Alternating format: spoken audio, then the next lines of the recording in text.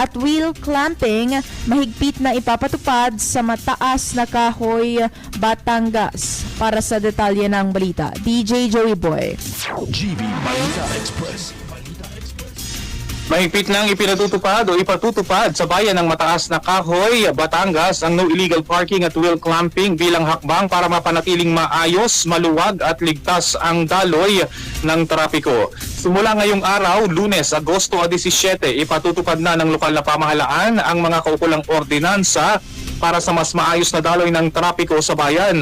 Kabilang dito ang Ordinance Number 170 Series of 2019 na nagbibigay daan sa paggamit ng wheel clamp sa mga sasakyang nakaparada sa mga ipinagbabawal na lugar o illegal parking kasama ang kaukulang multa. Ipatutupad din ang Ordinance Number 98 Series of 2005 na naglalatag naman ng mga komprehensibong panuntunan at patakaran para sa daloy ng trapiko sa Mataas na Kahoy.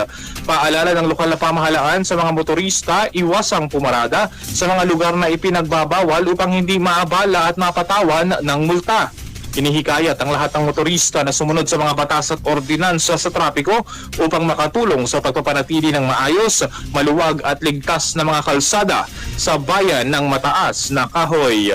Para sa GV Balita Express, ito si DJ Joey Boy sa GV 99.9, Your Good Vibes. At mahigit 33,000 na mag-aaral